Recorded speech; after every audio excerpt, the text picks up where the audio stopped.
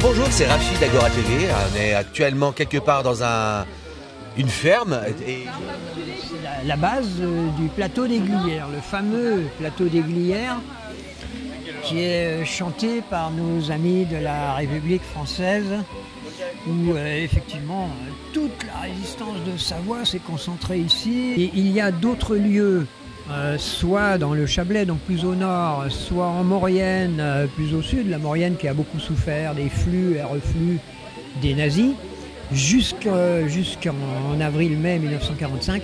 Donc il y a d'autres lieux en Savoie qui méritent un vrai monument et non pas cet affreux, hideux bloc de béton. Je suis de plus en plus convaincu qu'effectivement ce plateau des Glières a été un miroir aux alouettes.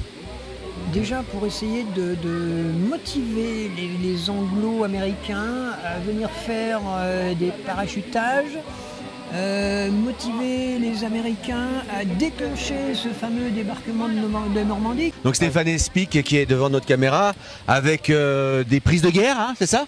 Voilà, exactement. Il n'y a plus que 10 étoiles jaunes d'un drapeau européen arrachées devant le Berliamont à Bruxelles, la Commission européenne. Donc voilà, il nous reste 10 étoiles, parce qu'il y en a déjà 2 qui ont été empalées sur les grilles de la préfecture à Annecy. Et on voulait faire ça tous les soirs, empaler une étoile jaune sur les grilles. On a déjà marqué justement notre présence à la préfecture. On avait fait tous les soirs à 19h30 une petite action. Et la dernière fois, on était venu avec le drapeau où il manquait les 12 étoiles. Et j'avais marqué dessus 4e Reich. Alors on est dans un lieu symbolique parce qu'on est en dessous des plateaux des Glières et au-dessus du cimetière de la nécropole des Morettes, où sont enterrés une centaine de résistants, de jeunes de 1944. Et donc leur devise c'était vivre libre ou mourir. Et bon eux, pour une bonne quantité, sont morts et pour qu'on puisse vivre libre. Et actuellement on a du mal à faire respecter nos libertés par une mascarade, mensonge et manipulation.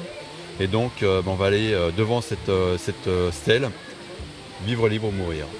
C'est si vous voulez plus de sécurité, vous aurez moins de liberté. Voilà ce qu'ils nous proposent actuellement. C'est consternant et les gens acceptent, mais acceptent terrorisés. Donc en effet, on a bien changé de régime. C'est plus la démocratie, ça fait déjà un bout de temps qui a été assassiné, mais là c'est même plus républicain, c'est même plus rien du tout, c'est totalitaire. Donc un conseil de défense qui prend des décisions secrètes, un conseil d'experts, un comité d'experts qui sort de nulle part, si ce n'est des laboratoires pharmaceutiques. Donc on voit bien que la manipulation, la mascarade est totale. Donc il faut oser défier les forces de l'ordre. Et même en discutant avec eux, il faut rester tranquille avec eux, c'est pas la peine de s'exciter dessus. Mais en discutant avec eux calmement, justement, on se rend compte que beaucoup des forces de l'ordre se disent ils espèrent même que les Français sortent dans la rue et quand le nombre sera dans la rue, ils ne feront plus grand chose, ils ne vont pas non plus nous tirer dessus, quoi que ce soit. Ils sont désabusés et ils sont même dépités de voir qu'ils sont utilisés pour terroriser une population alors que ce n'est pas leur mission. D'accord. Donc on sent justement une défection, je dirais, et ils se rendent compte qu'ils font de la merde. On a tourné un petit peu partout en France. On a vu pas mal de choses, des homards, au fort de Brégançon, etc. Et je me suis laissé entendre dire de ta part que tu avais des projets pour 2022. Tu peux nous en parler? Oui, enfin, même avant, 2022, il y a plein de dates. Non, il y a des projets pour qu'il y ait en effet un retournement de situation à un moment donné et qu'on arrive à convoquer des états généraux pour arriver à instaurer une vraie démocratie en France. Donc voilà, c'est l'objectif, c'est en effet destituer le chef de l'État et arriver à changer de paradigme. Et pour ça, il faut arriver à instaurer la démocratie. Donc peut-être qu'on pourrait y arriver avec un coup d'éclat démocratique, par des élections éventuellement, mais ce sera bien difficile. Donc il faut arriver à trouver une stratégie gagnante et pour ça, il faut arriver à mobiliser et à arriver à passer outre tous les mensonges, les médias, etc. Donc les gens se restent toujours sur le vu à télé, donc c'est la vérité, pas vu à télé, donc c'est le mensonge. Exactement. Donc Stéphane Espic, président? C'est pas histoire de président, mais c'est emmerder les emmerdeurs. Donc il y a une marge de manœuvre pour faire une opposition réelle et donc Moi je l'ai sorti ça en sortant de garde à vue, la 20e garde à vue, enfin c'est pas 20 mais c'est au moins la 15e, où après avoir vu donc quand même déjà 8 fois un procureur de la République, j'ai essayé de leur faire comprendre que normalement l'article 397.6 du Code de procédure pénale précise que quand on commet des délits politiques, et quand on fait des tags sur des permanences parlementaires, c'est un délit politique, c'est une expression libre sur une permanence parlementaire, c'est politique, eh bien on est censé ne pas avoir un procureur de la République. Et donc pour qu'ils comprennent mieux la chose, j'aurais dit, bah voilà, je me déclare candidat aux élections présidentielles, peut-être qu'ils comprendront que je fais des délits politiques si je me porte candidat à l'élection présidentielle. Mais voilà, c'est dans ce sens-là, c'est pas par ego, on porte une idée à plusieurs. Et l'idée de base est très simple, c'est instaurer la démocratie, donc c'est-à-dire du référendum comme il existe dans la Constitution actuellement, mais qui soit activé régulièrement. Et moi je vais même plus loin, je vois qu'il y ait des votations et avec toute une séparation des pouvoirs également, qu'il y ait plusieurs présidents de République, je dirais, il y en a un qui soit sur le média, l'autre ce soit vraiment un pouvoir indépendant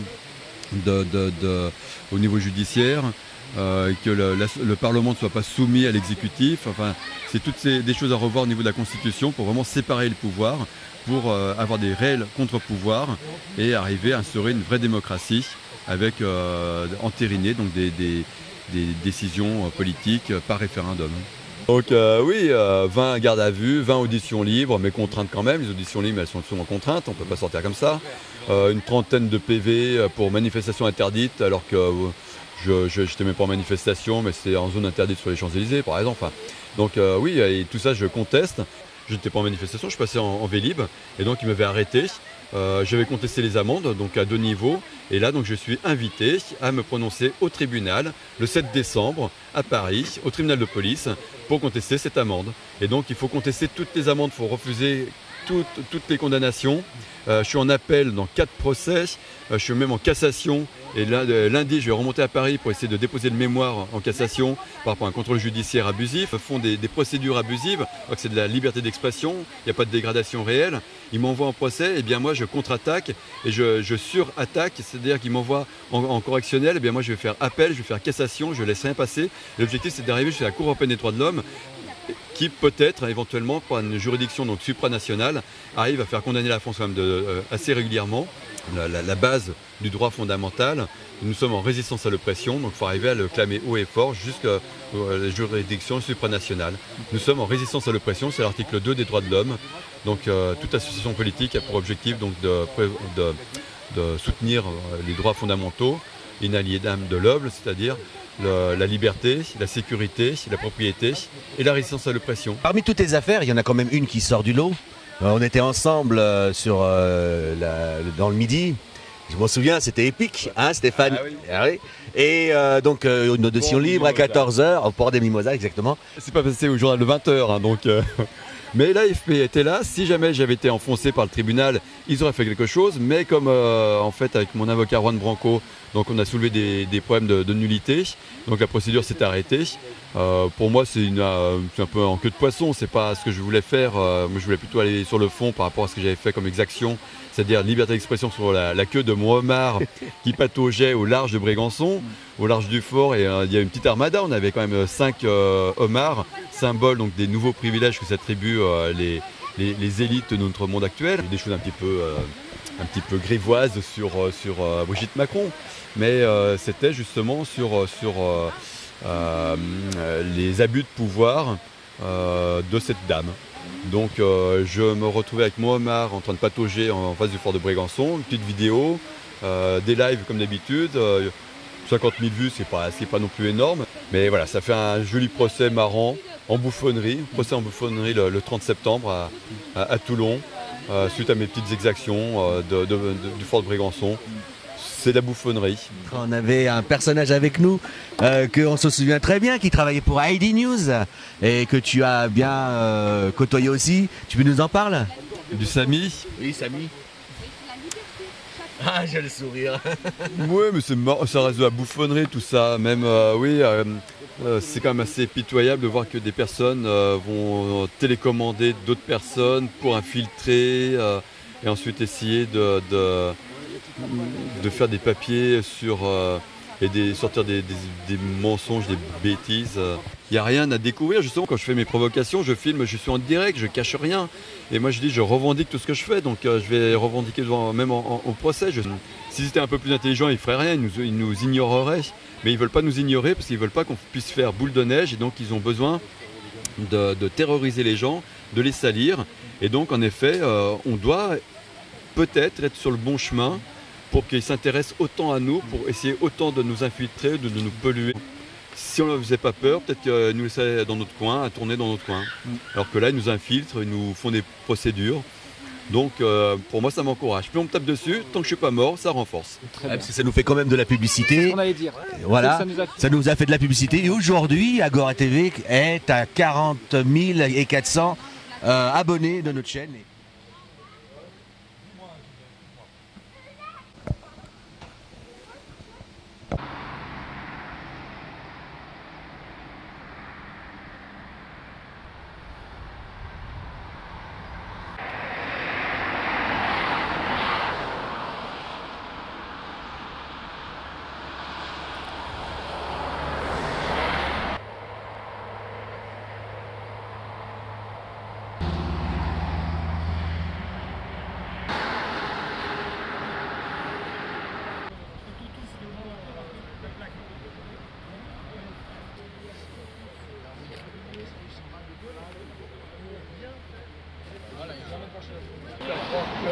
On a respecté nos distances physiques et pas sociales.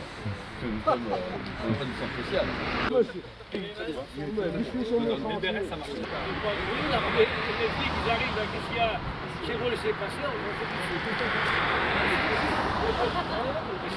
Un cousin qui est décédé là, mon père qui était dans la résistance comme lui, c'est exact, il n'y a pas eu de combat aux Glières.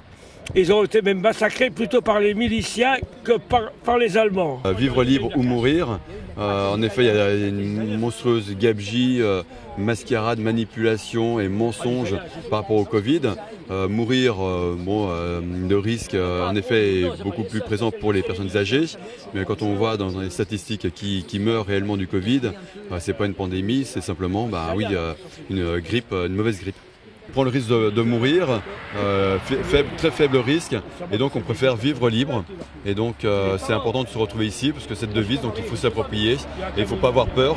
Quand les gens ont peur de la police, ont peur de mourir, ont peur, eh bien les gens n'agissent plus. Et donc on voit bien que c'est le but ultime de l'État actuellement, c'est que les gens n'osent plus bouger, soient confinés chez eux, acceptent la dégradation organisée de l'économie, et après, devant le fait accompli, eh bien, on sera obligé de travailler comme des esclaves pour rembourser une dette avec de l'argent créé de nulle part. Donc c'est une gabegie monstrueuse, et là c'est la puissance 10. Ils sont passés en puissance 10 au niveau de la gabegie.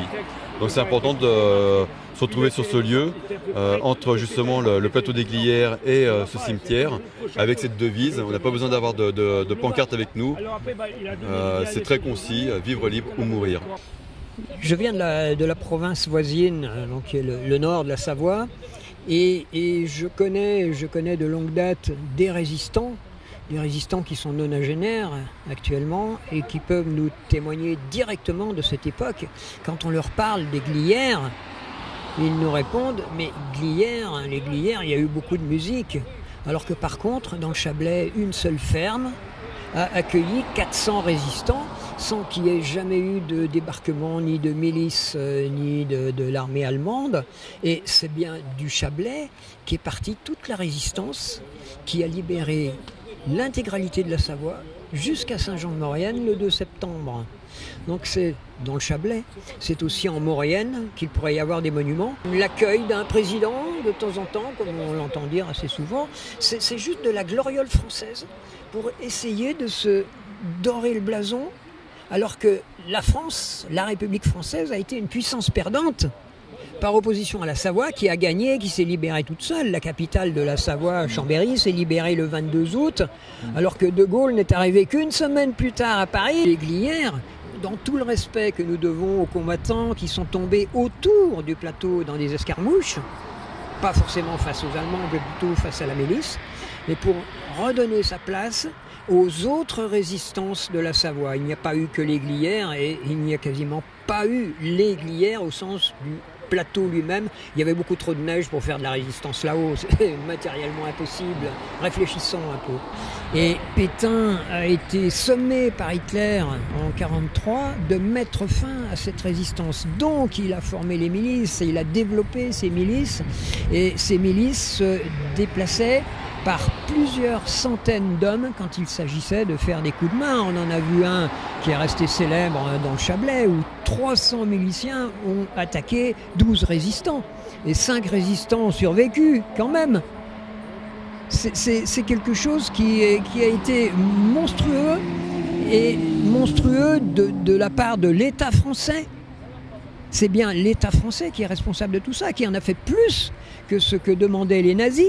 Il y a eu beaucoup de délations, il y a eu beaucoup d'opérations en tout genre pour détruire la société française. Et un nouveau virus réapparaît d'ailleurs actuellement, qui de la même manière, qui détruit de la même manière la société française. Et c'est à nous tous de rester solidaires face à toutes ces formes de virus qui sont là pour nous diviser, pour que d'autres, bien plus sombres, puissent régner. Mais c'est la fin de ce règne sombre de l'état profond. Et c'est ce qui se passe encore actuellement. Il suffit qu'on nous amène à nouveau Pétain, Covid, et ça fonctionne toujours.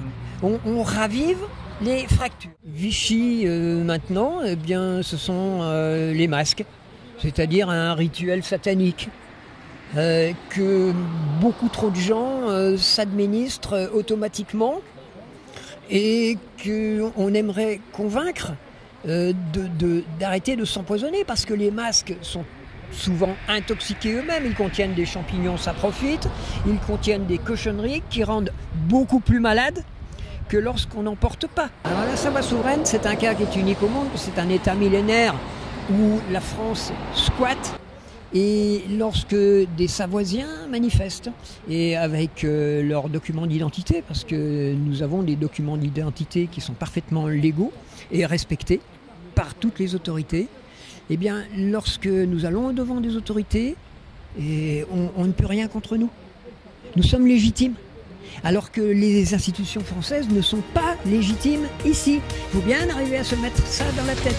Donc lorsque nous recevons des PV, nous ne contestons jamais les PV, nous contestons la légitimité des autorités françaises présentes ici.